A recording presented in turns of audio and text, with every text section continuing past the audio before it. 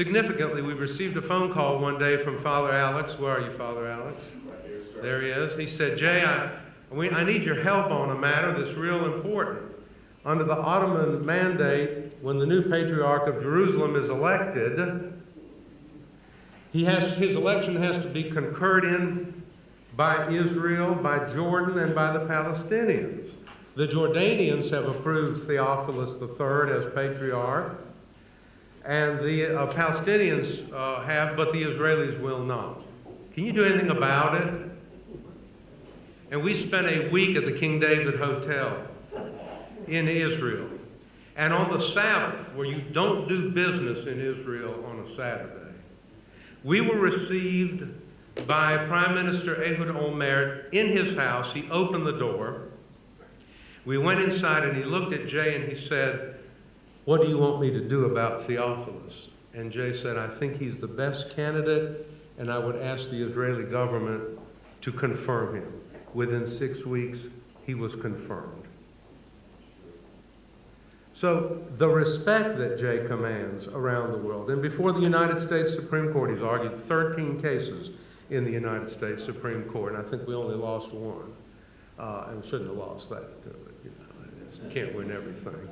But these are significant cases, and we have one really in the United States spokesman for the right, and that is Jay.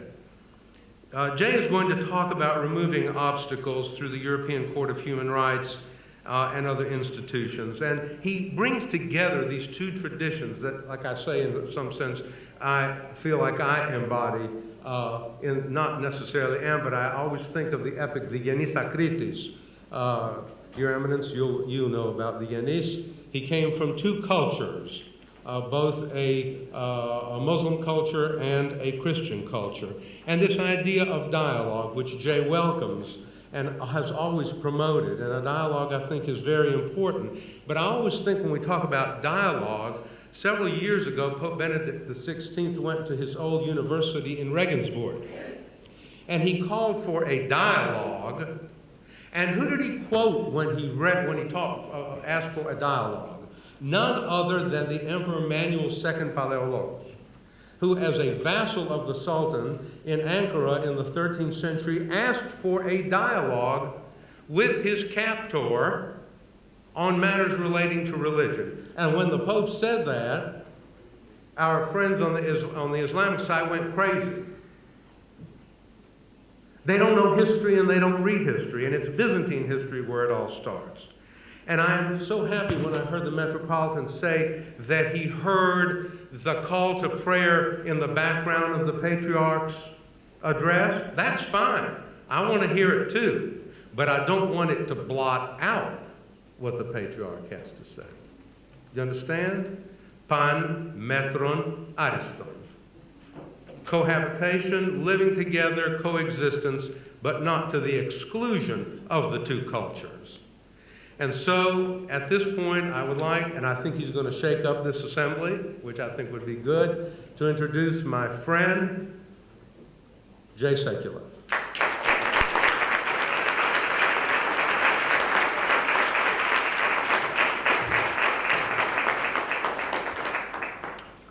Your Eminence, it is a privilege to be here.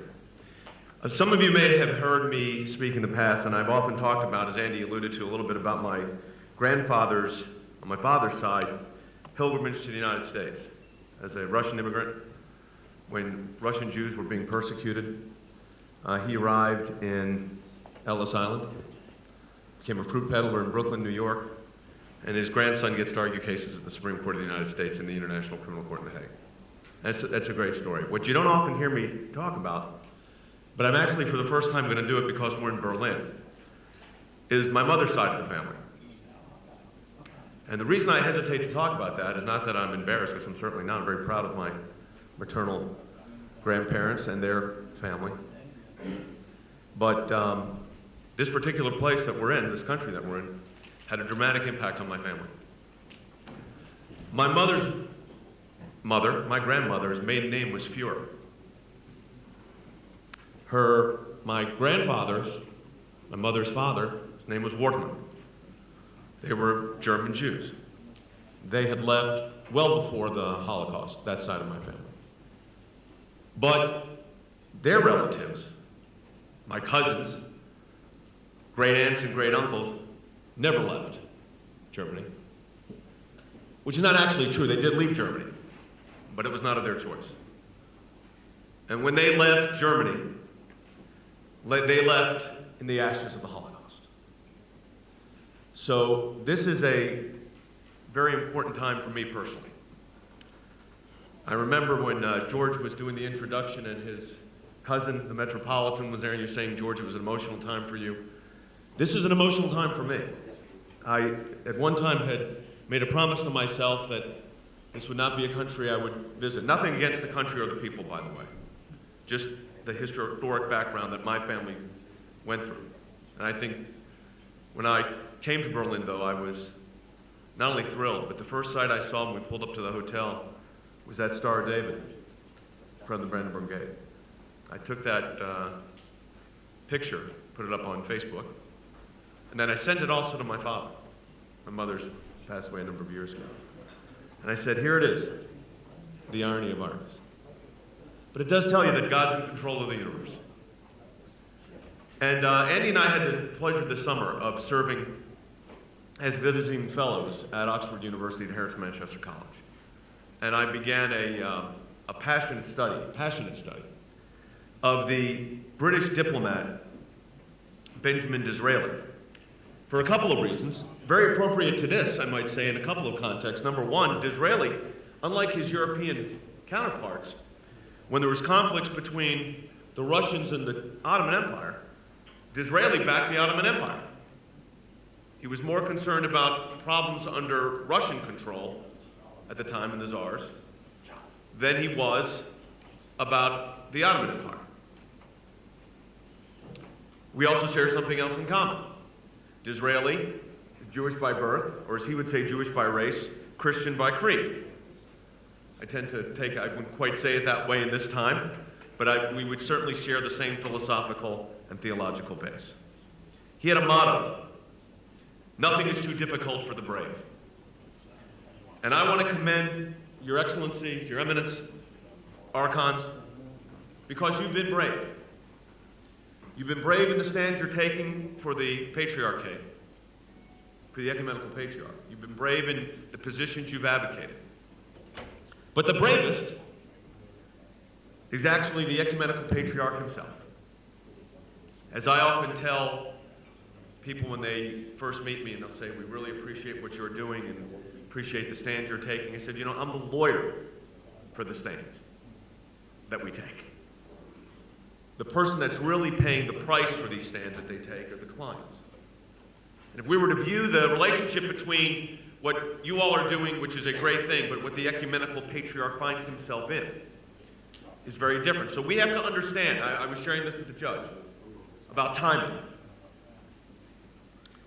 I could go through a long dissertation, which I'm not, about the utilization of the European Union, the European Court of Human Rights, which is already recognized in one context with the orphanage case that we were involved in, the ecumenical patriarchate, the nature of the patriarchate. I could cite you the cases in the law, but I think that's been well covered. What I want to do is talk about the basic concept that I think is the most critical for the issue that we face, for religious freedom. And that is legal personality. Because the denial of legal personality, we've said, some others have said this, everything else falls. Disraeli recognized this, by the way, in his negotiations with governments. You have to recognize the entity, you have to recognize the government, even if you disagree with that government, because you can't negotiate with something you don't recognize. So legal personality becomes the key. You know, I've used this phrase, and Andy's right, I've had a very unique career. I've represented the Israeli government in actions as diverse as the International Criminal Court in The Hague. We negotiated with Father Alex's request help for the Patriarch Theophilus in Jerusalem. I've represented Israeli government officials. I've represented Palestinian Christians who have, under the control of Hamas. Jordan had mentioned this earlier. My affinity for your church is not simply the friendships I've had over the years, but I've seen your priests, your patriarchs, your leaders in action. And that is a poignant moment for me when I see, it's almost like that Star of David moment pulling up into Berlin. But seeing that gold cross held, the Greek Orthodox leadership walking down the streets of Gaza in that funeral for Ramiea, a Protestant, with all the vestments, and then hundreds, yet thousands of people joining that procession. Orthodox Christians, Protestants, Muslims, that realize you can't surrender to radicals. But I think part of the process that we have to understand here is that without legal personality, nothing is going to take place. You're not fighting over property. I really appreciated the presentation on Halki, and it's important. And the Panar is important, and the ecumenical patriarchy, maintaining the presence. I call this the ministry of presence. I'll tell young lawyers sometimes, sometimes you don't know exactly what position you're going to advocate, but you just have to be there.